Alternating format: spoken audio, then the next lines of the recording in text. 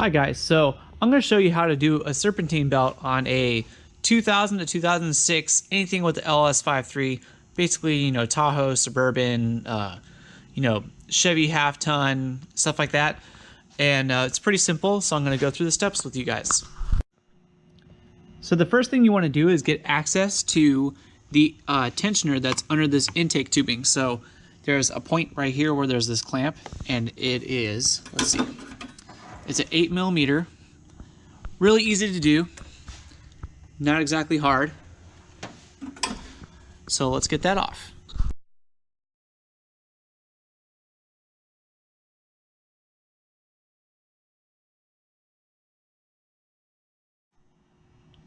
The next step is to find your tensioner. So if you just took off the intake tubing, you'll be looking at your throttle body. If you look a little bit lower and slightly to the left, you'll find your tensioner. And on the tensioner, it has a 15mm bolt. I have a wrench on it right now.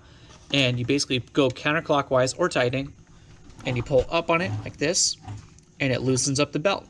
Now, before you take this belt off, you want to know the route in the belt, the way that it's spinning around on the face of the engine. So right now it goes to this tensioner, then to the alternator, down to the power steering, and then back around the water pump, from the water pump down into the crank, and then from the crank up to the tensioner. So usually you would have like a sticker or something like that on the front of here, which I do. You could barely read it though. So just, you know, have a visual eye and be able to know exactly how this goes back on, and then you're good. One thing I definitely learned about doing this serpentine belt is to definitely exactly remember how that serpentine belt goes on. So I was like, okay, cool. I know exactly where that goes, and I missed, you know, out of like 7 different places it goes and all that stuff. I had to go and I had to look up on the sticker exactly how it goes. And so that's definitely important when it comes to this. So, but I finally figured it out, and it's all on there good.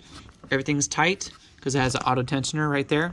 And then all you have to do is put your intake tubing back on, and then start up your truck and see if like your squeal went away, or you know, whatever was wrong with your serpentine belt before. Usually it's just like a squeal, unless it breaks. I've seen ones break before, but I mean, very rarely does that ever happen. Usually squeals before anything. But yeah, hopefully this helps you out. So the whole reason I was doing this serpentine belt in the first place is because my belt was squeaking really bad on acceleration, sometimes at first startup.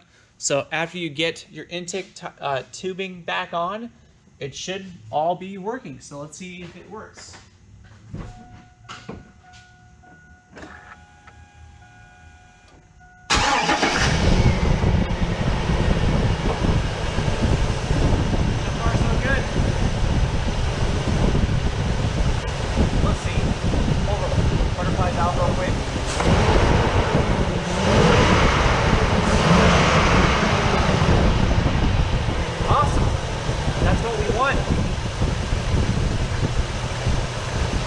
So like I said before, it used to squeak on acceleration real bad, and now it doesn't squeak, so that's what's up. So I'm glad we fixed it.